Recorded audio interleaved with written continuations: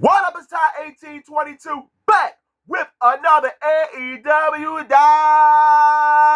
Dynamite review. Forbidden Door is next Sunday, so we get in the final build up for next Sunday pay-per-view. And before I talk about this episode of Dynamite, make sure you hit the like button for your boy, because you know it definitely helps the channel. And also, if you want to know how I feel overall about the episode of Dynamite, make sure you keep your ass here for my final overall thoughts on the show. So now, let's talk about Dynamite. We kick things off with the World Heavyweight Champion MJF and the Don Callis family members. Now, AEW is continuing to plant those seeds of MJF and Kenny Omega running it back.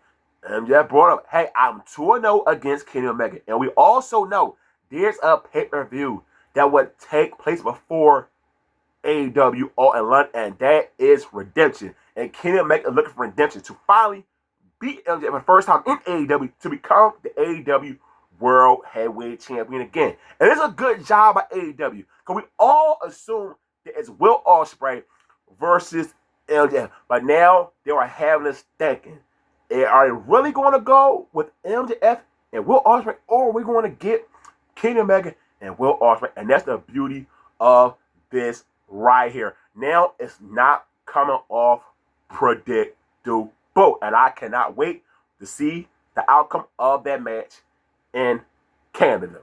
And also, for the main event, we have a 12-man tag team match. So MJF got to pick his team for tonight, and also who will be a part of the Sunday Steel Cage match. So the Don Callis family members in this match will be Kevin Knight, Kyle Fletcher, Jake Doyle, Okada, and Andrade. But you know Andrade does not want to be involved in a match, because he wants a match against MJF for his World Heavyweight Championship match, and I guarantee you that match will take place at Grand Slam Mexico, and that should be a damn good one. So, hey, I like how the show started out. Now, we have Tony Nese, someone you do not see on TV much, but he wanted some action, and we got Kenny Omega, and thank God Kenny Omega squashed Tony Nese. There's no need to go back and forth with someone who is not used on AEW TV. And one of my biggest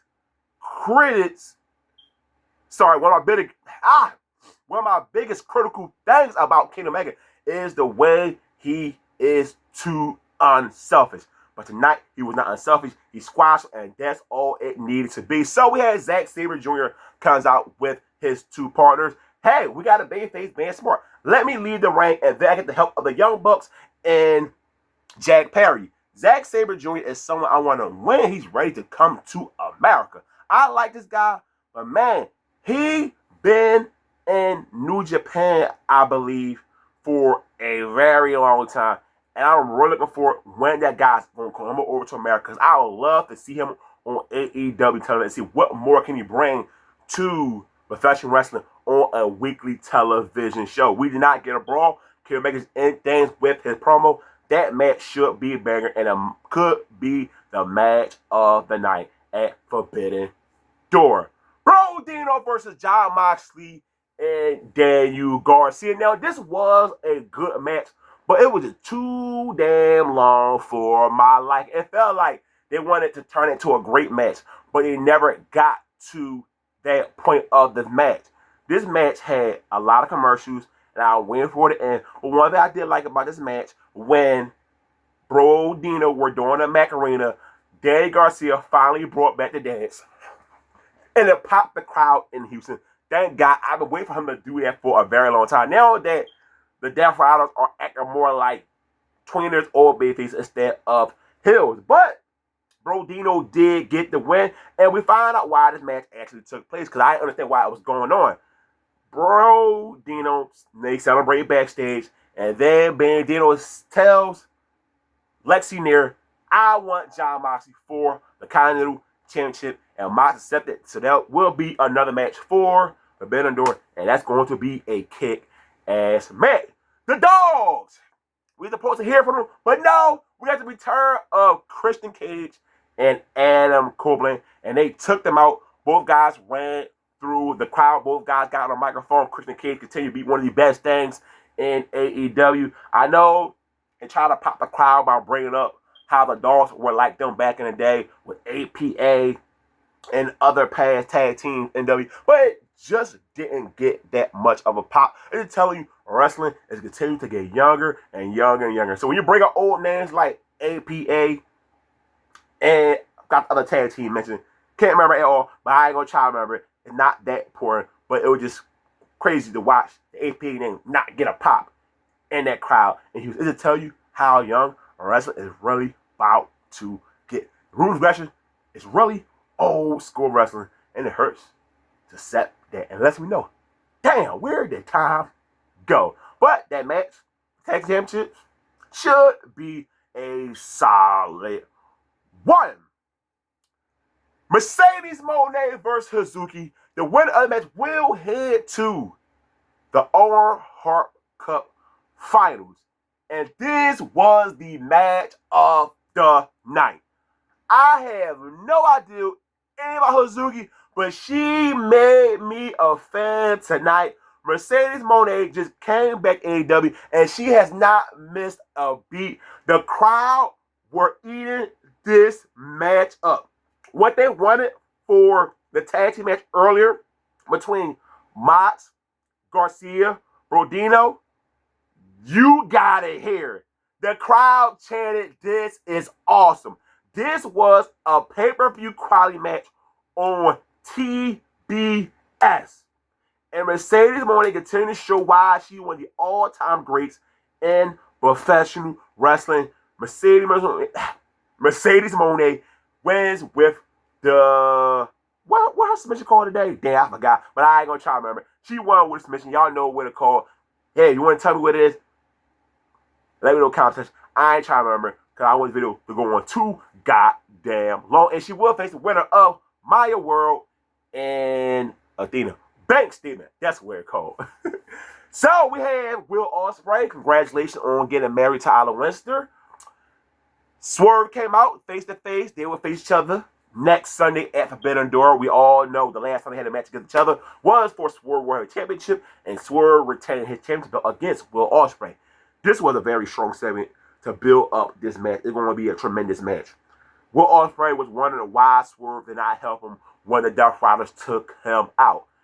And Swerve let him know, hey, I'm not just going to take a back seat and let you get your opportunity to head to London and become a champion. Fuck that. And man, this was blocked out for a good 20 seconds. But of course, the crowd Houston knew what he meant, and I seen it on Twitter what he said. Swerve Ospreay, there's a lot of history between these guys, and they're like just the perfect finals for the Owen Hart Cup, and I cannot wait for the match, and hopefully it close out the show. I understand the cage match is going on, but there's no way in hell the cage match should be the main over this, because this is the outcome for who will face MJF for his World Heavyweight Championship belt. So, man, I cannot wait for this match, and can't wait to do the pre-prediction video on Thursday. Next week. Thursday, actually. Not tomorrow. Because a lot of matches are not confirmed just yet. So, we get to the main event. Alright, talk about what happened earlier to kill off the show. We have Maxwell Jacob Freeman and the .com family members against the collaboration, Darby Allin, Takeshita. And man, this was a fun main event match. When you got a 12-man tag match in AEW, you know it's going to be crazy. And once again, Darby Allin does something that makes me say, oh my God, this guy continue just to do a bunch of stuff I didn't ask for, but I appreciate Darby Allin doing it for everybody entertainment at home. LJF makes, damn, why am I having a brain freeze today? What's the name again? Adam! Oh my God, I know what I'm talking about, but no, I ain't gonna try to think right now. I'm having brain freeze right now. But the tag team gets the win. Of course, we had a brawl at the end of this match to close out this Dynamite. So the episode of AEW Dynamite, I would say it was a solid show. Can't wait for Forbidden Door, like I said. Well, y'all be ordering that show. You know, of course, it's another $50 out of your pocket. But hey, you know, thank God I got a job, so I continue to pay for these AEW shows. So, if you watch AEW Dynamite like me, give me your thoughts on the show, negative, positive. I'll respond in the comment section per usual. Hit the like button on the video, of course. Don't forget, hit the subscribe button. I'm out. Peace.